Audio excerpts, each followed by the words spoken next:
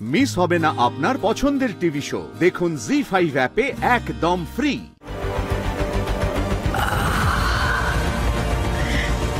এখন থেকে আমি রাজা।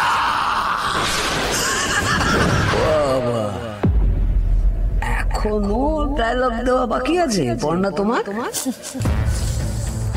এখনো যারও কি কি বাকি আছে সেটা তো সময়ের সাথে সাথে আপনারা বুঝবেন। আপনারা এত কিছু কার জোরে করছেন সেটা আমি জানি না, ওই সুখ বিলাস কি সেটাও আমি জানি না। তবে একটা কথা আপনাদের সামনে দাঁড়িয়ে আমি বলে যাচ্ছি, আজ যে পাপ আপনারা করলেন এর ফল আপনাদেরকেই ভোগ করতে হবে।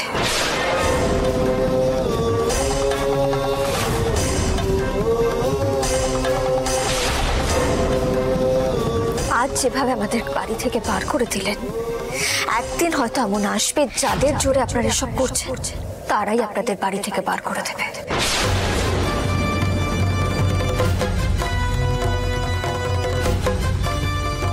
আমি আমার আগত সন্তানের দিব্যি করে সবার সামনে দাঁড়িয়ে বলে যাচ্ছি, এই দত্ত বাড়ি আমরা ফেরত নেবই।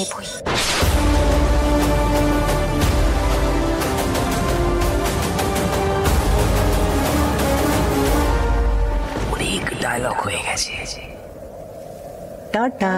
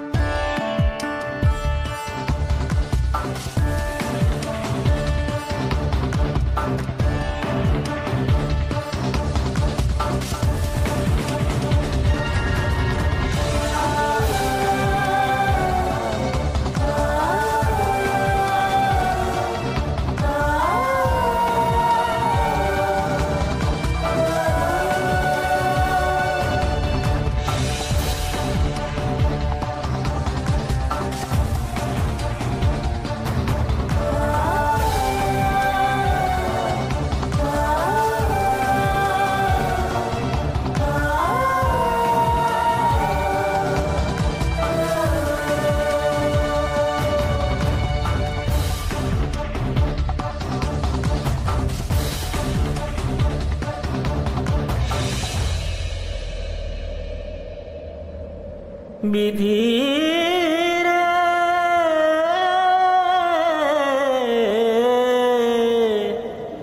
দারুণ বিধি,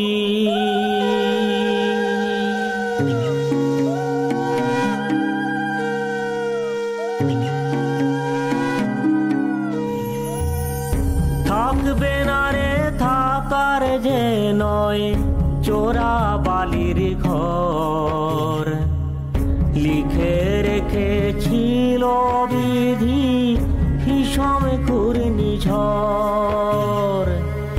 লিখে রেখেছিল বিধি ভীষণ ঘূর্ণিঝড়। বিধি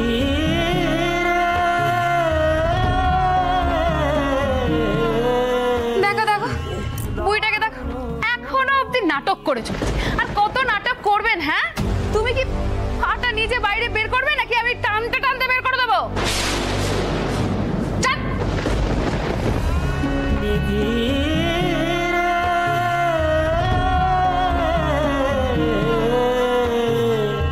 দারুণ বিধি,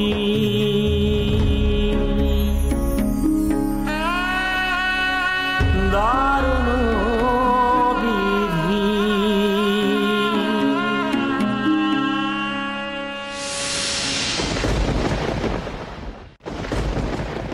বাস আমাদের দায়িত্ব শেষ। Thank you sir, thank you. আমরা এবার চলি অয়নবাবু। তবে একটা কথা, আপনাদের বাড়ির লোকের কাছে শুনলাম যে আপনি এই কাজটা নাকি সঠিকভাবে করেননি। দেখুন, সত্যি মিথ্যে আমি জানি না, কিন্তু যদি কোনো ভুল হয়ে থাকে তার জন্য শাস্তি আপনাকেও পেতে হবে। ঠিক আছে, এটা ঠিক কথাই, কিন্তু যতক্ষণ এই দলিল আমাদের হাতে আছে আপনার কোনো চিন্তা নেই অয়নবাবু, তাহলে আমি আসছি। চলে আরে আরে আরে আরে আরে, তোরা কোথায় যাচ্ছিস বলতো? এখন থেকে তোরা এই দত্ত বাড়িতেই থাকবি, আর আমি যেমন যেমন বলবো তেমন তেমন করতে হবে কিন্তু। কিন্তু টাকাটা? ভাবতে পারছো অয়ন দত্তকে টাকা দেখাচ্ছে, আরে ক টাকা লাগবে তোদের কালকে বলবি, আমি দিয়ে দেবো। এক্ষুনি এই ঘরটায় গিয়ে হেমনলিনী দত্তের ওই বিরাট চেয়ারটাকে টান মেরে এখানে নিয়ে চলে আয়, যা। বাবা বলছি, দেখো দুদিন আগে আমরা খেতে পর্যন্ত পাচ্ছিলাম না, জানতামই না কোথায় থাকবো, মাথার উপর ছাদই ছিল না। আজ দেখো এই দত্তবাড়িটা আমাদের বুবাইয়ের বাবা। পুরো বিষয়টা না এখনো আমার কাছে একেবারে স্বপ্নের মতো লাগছে, আর সবটা হয়েছে কিন্তু ঈশা মায়ের কৃপা, বুঝতে পেরেছো? ঈশা মা, গো মা এখানে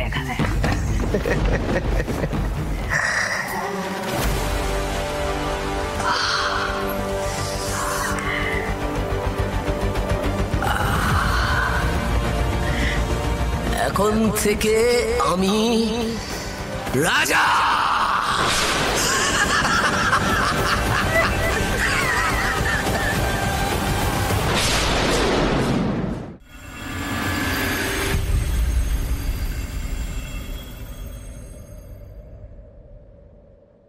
বুবাইকে ঘুম পাঠিয়ে দিয়ে এলাম। আপনারা ঠিক মতো কেউ বুঝতে পারছেন না, তাই না? আসলে কি বলুন তো, আমাদের ছোট দু কামরা ফ্ল্যাট, আমি বুঝতে পারছি এতজন মিলে থাকতে অসুবিধা হচ্ছে। ঠিক আছে, আমি না এই ফার্নিচারগুলো সরানোর ব্যবস্থা করছি। দাঁড়ান। পিকলু, এত ব্যতিব্যস্ত হওয়ার দরকার নেই, কিচ্ছু করতে হবে না। পিকলু, তুই যে আমাদের কত উপকার করেছিস তা তুই নিজেও জানিস না। বেঁচে থাকতে গেলে খাদ্য, বস্ত্র, বাসস্থান, এই তিনটে জিনিস সবচেয়ে জরুরি। সেই বাসস্থান মানে আমাদের মাথার উপর থেকে ছাদটাই তো কেড়ে নেওয়া হয়েছে। তুই আমাদের এত সুন্দর একটা ছাদ দিয়েছিস, আর কি চাই?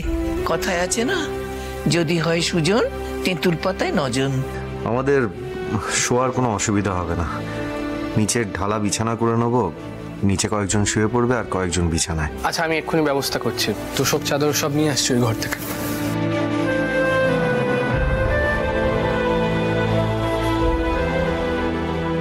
কৃষ্ণা, দেখছো পিকলুকে?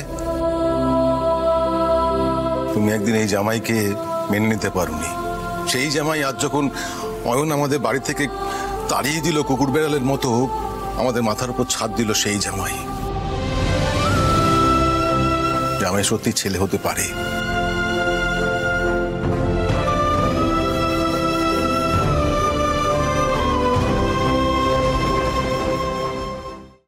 জি5 ডাউনলোড করুন আর সব এপিসোড দেখুন একদম ফ্রি।